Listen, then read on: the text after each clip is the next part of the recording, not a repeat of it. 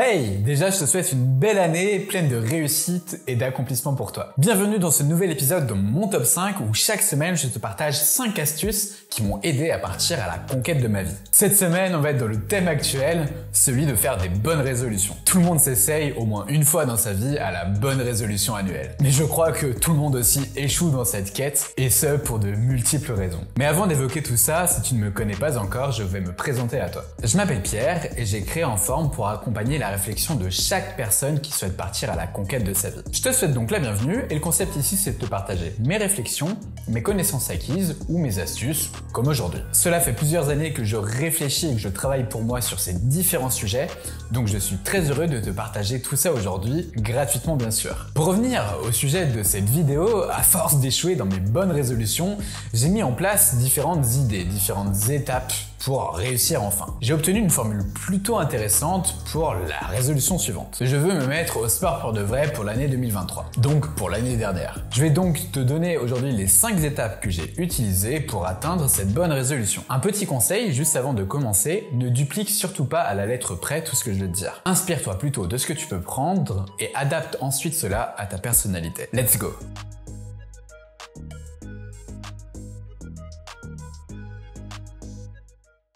Étape numéro 1, requalifie la bonne résolution en objectif clairement défini. La bonne résolution, c'est quelque chose de vague, de très général. Souvent, ça va être un truc comme moi j'ai fait, je me remets au sport, ou autre chose que l'on peut retrouver, c'est j'arrête de fumer. Sauf que si t'es fumeur de longue date ou un non-sportif depuis toujours, faire ça en claquant des doigts, c'est très compliqué. Si jamais tu essayes de passer à l'étape je fais tout d'un coup, je te le dis direct, tu vas échouer. Réussir un changement radical dans sa vie prend toujours du temps et ça demande plusieurs étapes. Je reviens sur l'exemple de cette année je me mets au sport. C'est une résolution que j'avais déjà eue très souvent lorsque j'étais plus jeune. À l'époque, j'étais en surpoids et j'étais pas très bon en activité physique. Donc en vrai, chaque 1er janvier, je me remettais au sport comme jamais. J'étais super déter, j'avais un programme qui était totalement démesuré par rapport à mon niveau. Autant te dire que chaque année, c'était échec sur échec. Et puis avec le temps, on apprend de nos erreurs. Enfin, normalement. Je me suis mis à transformer ces résolutions en objectifs précis. En objectifs qui comportent des étapes. Au lieu de reprendre comme un animal une activité de façon démesurée, je me suis mis à créer des paliers de niveau, de fréquence de sport. Histoire de reprendre au fur et à mesure par rapport à où moi j'en étais, avec des objectifs intermédiaires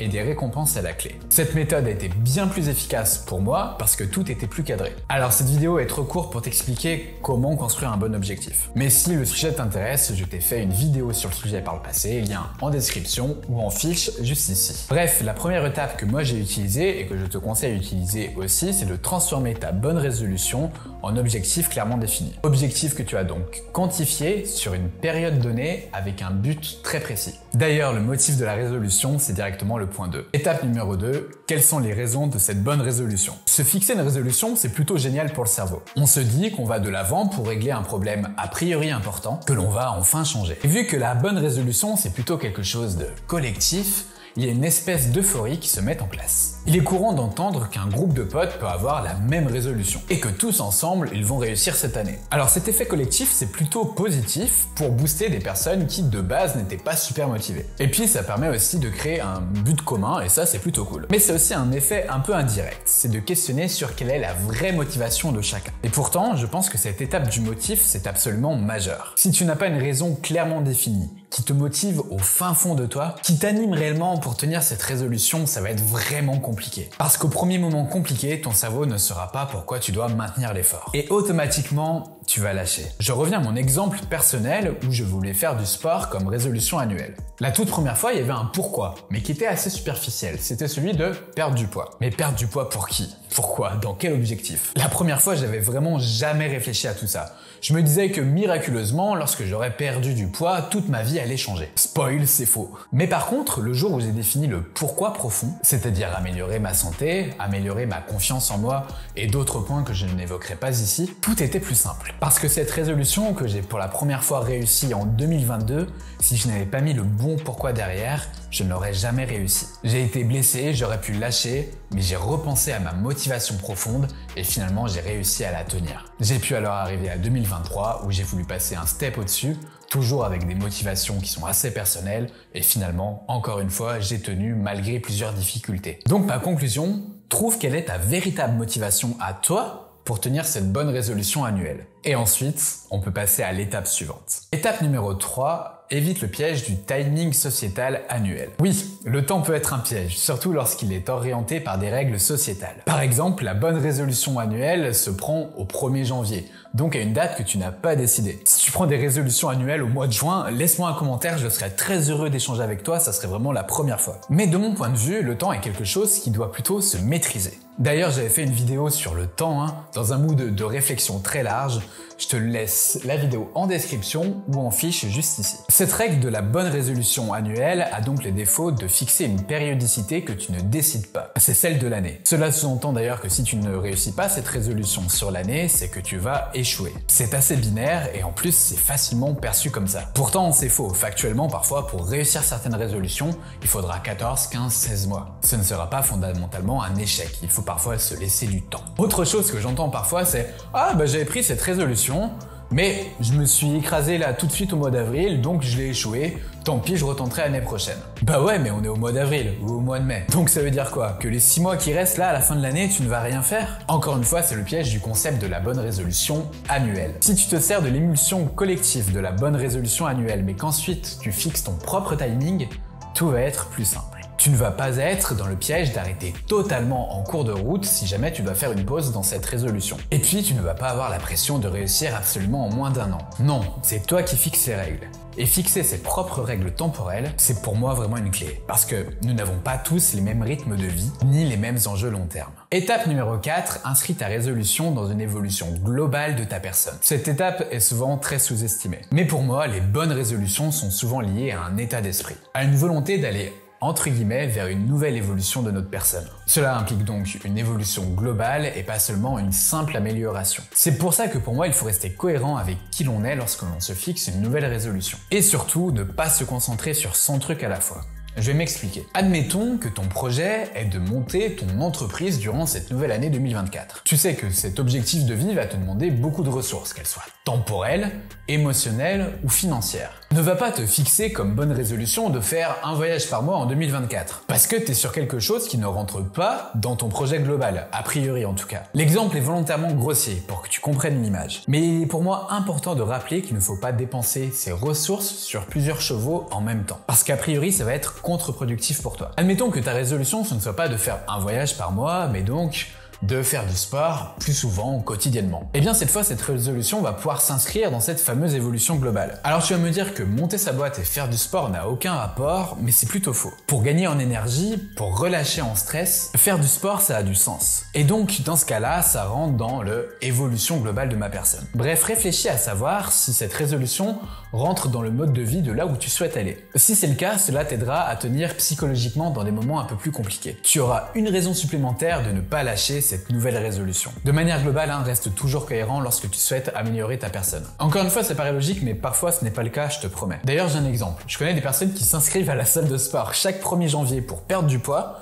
mais qui continuent d'aller manger au fast-food 3 fois par semaine. C'est forcément incohérent et c'est bien plus courant qu'on ne le croit. Bref, établis-toi une direction de vie et inclus ces bonnes résolutions sans que ça ne détruise ton quotidien pour autant. Étape numéro 5, ne bouleverse pas ton quotidien pour tenir cette bonne résolution. Cette 5e étape, c'est un réel danger. Je vais t'expliquer mon point de vue. Notre quotidien est fondé sur des routines que l'on pourrait traduire par des points que l'on connaît qui nous rassurent. Des points aussi qui nous aident à suivre notre chemin sans trop réfléchir. Certaines résolutions pourraient avoir tendance à casser totalement notre quotidien. On reprend l'exemple de la résolution de faire du sport très régulièrement. Admettons que tu n'es pas très sportif, comme c'était mon cas à l'époque. Faire du sport, ça prend du temps.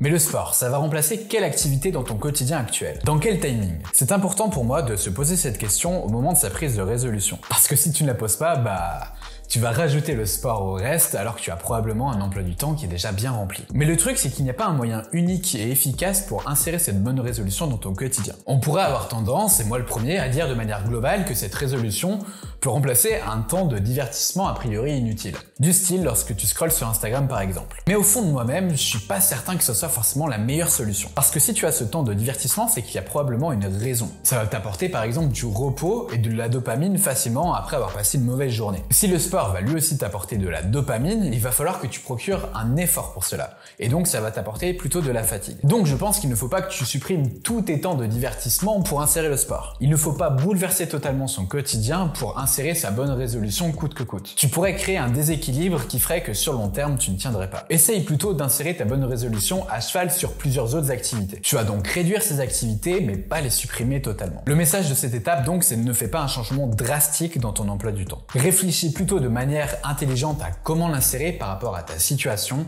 à ton emploi du temps et à ce que tu aimes faire. Et donc c'est aussi à cette étape que l'on comprend pourquoi il ne faut pas avoir 10 résolutions la même année. Parce que si tu appliques 10 nouvelles résolutions dans ton année, eh bien tu vas totalement détruire ton quotidien, supprimer les repères que tu as et ça va être un désastre absolu. Et tu vois, moi pour intégrer cette 5e étape dans ma résolution de faire du sport régulièrement en 2023, eh bien j'ai adapté tout mon quotidien pour pouvoir la faire rentrer, j'ai repensé certains temps, décaler mes heures de repas, mes heures de sommeil, mais bref, au final, je n'ai rien réellement supprimé, j'ai juste diminué des temps par-ci par-là. C'est terminé pour ces 5 étapes pour bien réussir ces bonnes résolutions. J'espère en tout cas qu'elles t'aideront à atteindre ce que tu souhaites, même s'il ne s'agit pas d'une vérité absolue. J'aurais pu ajouter d'autres choses, d'autres étapes que moi je n'utilise pas, comme par exemple le fait de se caler un plan d'action à deux lorsqu'on a la même motivation à deux pour atteindre la même bonne résolution. Je pense notamment aux personnes qui sont en couple et qui souhaitent arrêter de fumer à deux pour les mêmes raisons.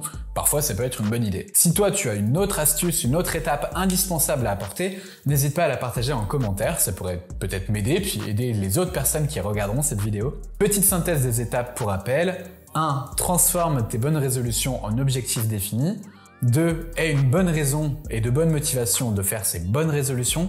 3. Ne te fais pas piéger par le timing sociétal de l'année. 4. Inscris ta bonne résolution dans une évolution globale de ta personne. Et 5. Ne bouleverse pas ton quotidien pour ces bonnes résolutions. Je te remercie d'avoir regardé cette vidéo jusqu'au bout. Le pouce pour m'encourager. N'hésite pas à partager cette vidéo si tu la trouves utile. Abonne-toi ici et sur Insta. Toutes ces petites interactions te demandent quelques petites secondes pour toi, alors je te remercie parce que ça sera d'une énorme aide pour moi. C'était Pierre de la chaîne En Forme et je te dis à très bientôt pour de nouveaux instants de partage.